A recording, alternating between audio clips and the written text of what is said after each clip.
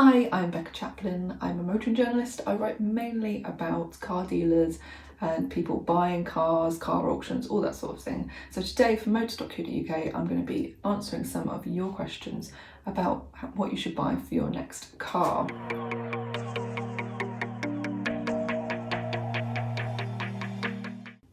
So my first question I've got today is from someone who says, "Hi, I'm looking to buy my first small electric car, but I'm scared of making the wrong decision. I'm after something small for town driving, so range isn't high on my list. I've started looking at the Corsa E, Mini Electric and Nissan Leaf. Would you be able to share any information that might help me narrow down my choices further?" Well, I would say the biggest choice that you need to make there is about how much you want to spend. The Corsa E is at the much lower end of the scale. The Nissan Leaf and the Mini Electric aren't that far off each other, I don't think. But if you're looking for something that's just a cheap runaround that will have decent mileage, then the Corsa E will be great for you. There is worth considering whether going for longer mileage, longer range is going to future-proof the car a bit better. We obviously don't know how good charging is going to get, but the Mini Electric has much shorter range than the other cars. And also, I know you say you want a small car, but maybe you're looking for a small car for a family, in which case I would definitely choose the Nissan Leaf because you've got much better space in there than you would in the other cars, and also some really good safety tech on board. But if you're looking for quality, then I'd go for the Mini Electric because that is the one that has all the cool looks of an electric car, but also has great premium feel, great materials used, and just looks like a really cool thing to be in. Next, I've got, not only am I looking for a cleaner car, emissions, not dirt, I was wondering if you could share with me a list of cars that use recycled products in their interior, vegan friendly preferred. So vegan friendly is actually becoming a really big trend in cars.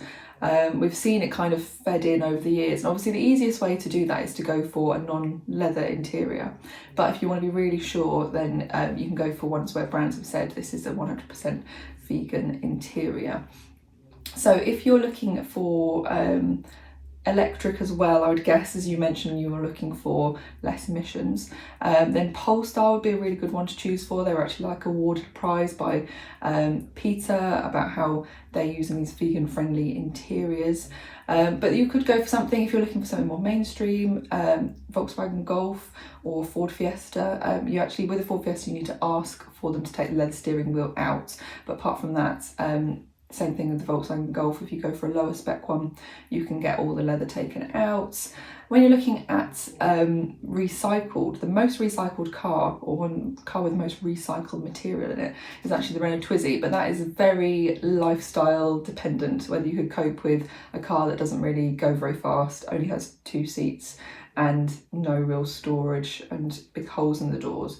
But that's also vegan friendly as well because there's no leather interior in that.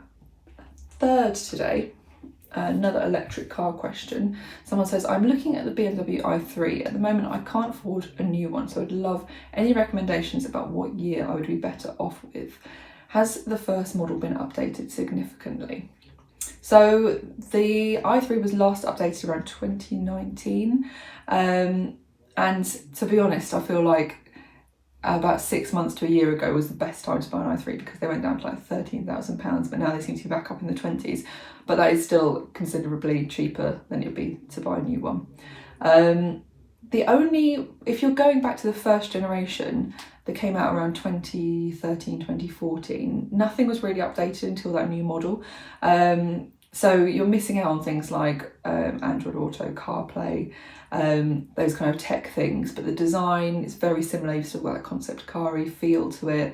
The range actually isn't that bad. And the other option is you could go for something they don't make anymore, but you could get before, was the i3 RX, which is the range extender, which had like a little BMW motorbike petrol engine, which would charge the battery, and then the battery ran all the wheels. So you're not using that petrol power like a normal hybrid to switch between. In that case, it's only being used to recharge the batteries and then run as a complete electric car. But it adds about 80 miles of range when you fill up the tank completely. So it can be handy if you're the sort of person who might occasionally not be able to charge, or you maybe do long distances and it's easier for you to be able to make sure you can do it with petrol as well.